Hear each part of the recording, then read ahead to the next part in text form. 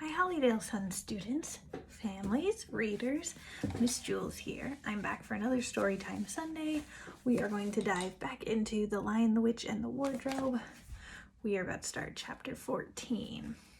So before we get into it, don't forget now is a great time to pause your video, go get some water, go get a snack, something to drink, maybe a cozy blanket, anything you want. Today the sun is shining so bright, it's so warm, I don't even need a blanket. Okay, so chapter 14. Where we left off was Aslan was talking to the White Witch. We don't know what their conversation was, but something was decided and she let Edmund go. So let's dive in. I'm going to turn the camera around like usual so you can see the pictures and the pages.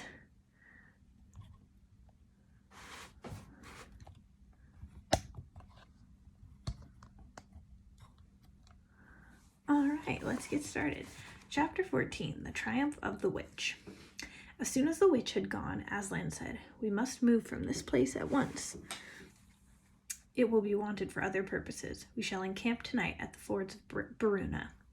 Of course, everyone was dying to ask him how he had arranged matters with the witch, but his face was stern and everyone's ears were still ringing with the sound of his roar, and so nobody dared. After a meal, which was taken in the open air on the hilltop, for the sun had got strong by now and dried the grass, they were busy for a while, taking the pavilion down and packing things up. Before 2 o'clock, they were on the march and set off in a northeasterly direction, walking at an easy pace, for they had not far to go. During the first part of the journey, Aslan explained to Peter his plan of campaign. As soon as she has finished her business in these parts, the witch and her crew will almost certainly fall back to her house and prepare for a siege. You may or may not be able to cut her off and prevent her from reaching it. He then went on to outline 2 plans of battle, one for fighting the witch and her people in the wood, and another for assaulting her castle. And all the time he was advising Peter how to conduct the operation, saying things like, "You must put your centaurs in such and such place," or "You must post scouts to see what she doesn't do, so-and-so." Till at last Peter said, "But you will be there yourself, Aslan." "I can give you no promise of that," answered the lion. And he continued giving Peter his instructions. For the last part of the journey, it was Susan and Lucy who saw most of him. He did not talk very much and seemed to them to be sad. It was still afternoon when they came down to a place where the river valley had widened out and the river was broad and shallow. This was the fords of Baruna, and Aslan gave orders to halt on this side of the water. But Peter said, "Wouldn't it be better to camp on the far side for fear she should try a night attack or anything?" Aslan, who seemed to have been thinking about something else, roused himself with a shake of his magnificent mane and said, "Eh, what's that?" Peter said it all over again. "No," said Aslan in a dull voice, as if it didn't matter. "No, she will not make an attack tonight." And then he sighed deeply, but presently he added, "All the same, it was well thought of. That is how a soldier ought to think. But it doesn't really matter." So they proceeded to pitch their camp. Aslan's mood affected everyone that evening. Peter was feeling uncomfortable, too, at the idea of fighting the battle on his own. The news that Aslan might not be there had come as quite a great shock to him. Supper that evening was a quiet meal. Everyone felt how different it had been last night, or even that morning. It was as if the good times, having just begun, were already drawing to their end. This feeling affected Susan so much that she couldn't get to sleep when she went to bed. And after she had lain counting sheep and turning over and over, she heard Lucy give a long sigh and turn over just beside her in the darkness. "Can't you get to sleep either?" said Susan. "No," said Lucy. "I thought you were asleep." "I say, Susan." "What?" "I've a most horrible feeling, as if something were hanging over us." "Have you? Because, as a matter of fact, so have I." "Something about Aslan," said Lucy. "Either some dreadful thing is going to happen to him, or something dreadful that he's going to do." "There's been something wrong with him all afternoon," said Susan. "Lucy, what was that he said about not being with us at the battle? You don't think he could be stealing away and leaving us tonight, do you?" "Where is he now?" said Lucy. "Is he here in the pavilion?" "I don't think so." "Susan, let's go outside and have a look around. We might see him." "All right, let's," said Susan. "We might just as well be doing that as lying awake here." Very quietly, the two girls groped their way among the sleepers and crept out of the tent. The moonlight was bright and everything was quite still except for the noise of the river chattering over the stones. Then Susan suddenly caught Lucy's arm and said, "Look, on the far side of the camping ground, just where the trees began, they saw the lion slowly walking away from them into the wood. Without a word, they both followed him. He led them up the steep slope out of the river valley and then slightly to the right, apparently by the very same route which they had used that afternoon in coming from the hill of the stone table. On and on he led them into dark shadows and out into pale moonlight, getting their feet wet with the heavy dew. He looked somehow different from the Aslan they knew. His tail and his head hung low, and he walked slowly as if he was very, very tired.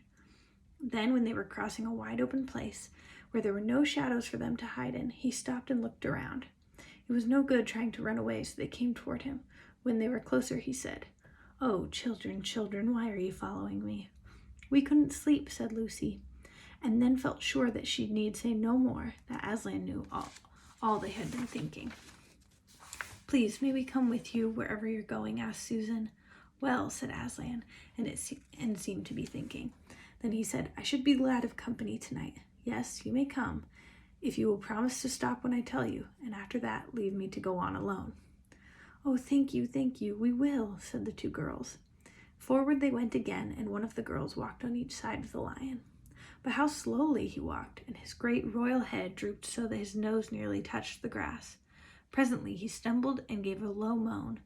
"Aslan, dear Aslan," said Lucy, "what is wrong? Can't you tell us?" "Are you ill, dear Aslan?" asked Susan. "No," said Aslan, "I am sad and lonely. Lay your hands on my mane so that I can feel you are there, and let us walk like that."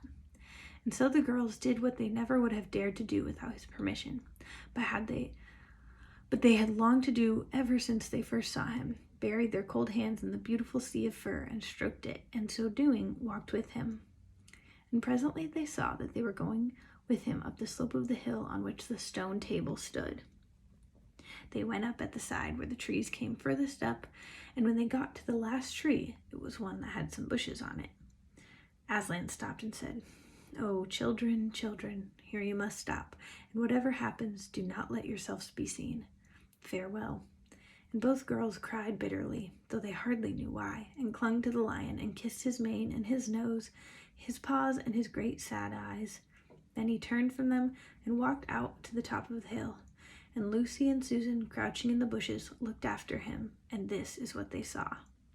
A great crowd of people were standing all around the stone table, and though the moon was shining, many of them carried torches which burned like evil-looking red flames and black smoke. But such people! Ogres with monstrous teeth, and wolves and bull-headed men, spirits of evil trees and poisonous plants, and other creatures who I won't describe, because if I did, the grown-ups would probably not let you read this book. Cruels and hags and incubuses, wraiths, horrors, efreets, sprites, orkneys, wusses, and ettins. In fact, here were all those who were on the witch's side and whom the wolf had summoned at her command. And right in the middle, standing by the table, was the witch herself. A howl and a gibber of dismay went from the creatures when they first saw the great lion pacing towards them, and for a moment even the witch herself seemed to be struck with fear. Then she recovered herself and gave a wild, fierce laugh. "You fool," she cried. "The fool has come. Bind him fast." Lucy and Susan held their breaths, waiting for Aslan's roar and his spring upon his enemies, but it never came. 4 hags, grinning and leering, yet also, at first, hanging back and half afraid of what they had to do, had approached him. "Bind him, I say," repeated the White Witch. The hags made a dart at him and shrieked with triumph when they found that he had no resistance at all. Then others, evil dwarfs and apes, rushed in to help, and between them they rolled the huge lion over on his back and tied all his 4 paws together, shouting and cheering as if they had done something brave, though had the lion chosen one of those paws could have been the death of them all. But he made no noise, even when the enemies, straining and tugging, pulled the cord so tight that they cut into his flesh. Then they began to drag him toward the stone table. "Stop," said the witch. "Let him first be shaved." Another roar of mean laughter went up from her followers as an ogre with a pair of shears came forward and squatted down by Aslan's head. Snip, snip, snip went the shears, and masses of curling gold began to fall to the ground.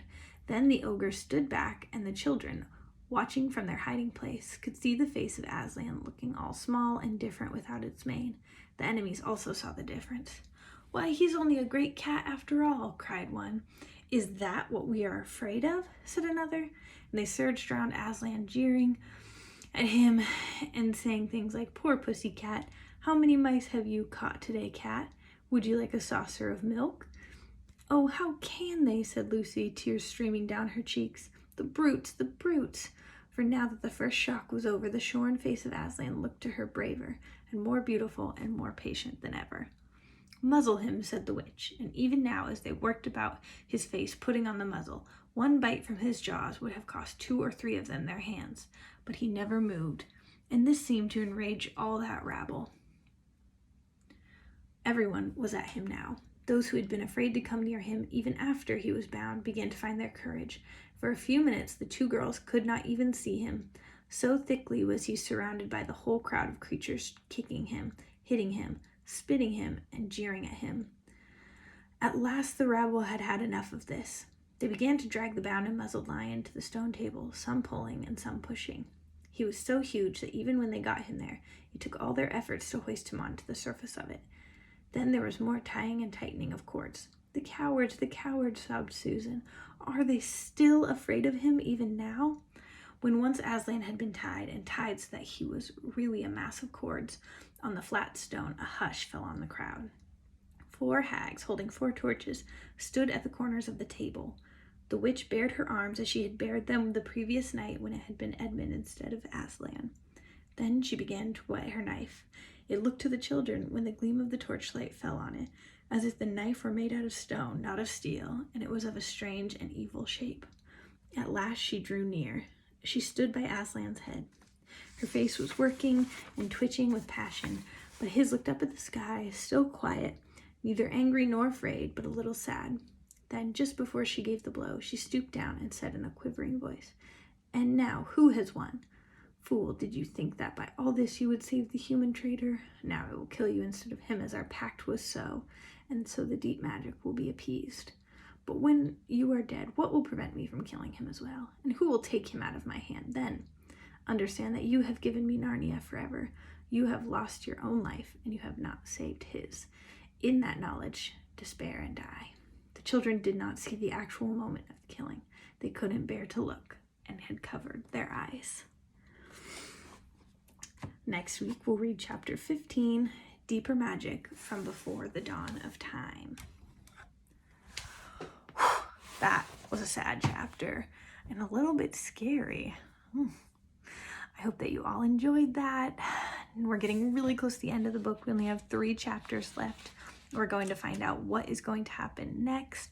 I want to hear what you thought. Did that make you sad? Were you scared at all during that chapter? I want to hear. So come back next week for another Storytime Sunday. Don't forget to comment on these videos. Tell me what you want me to read after we finish this book. We only have a couple more chapters. Okay, everyone, I hope you have a great day. Keep reading, and I will see you soon. Bye.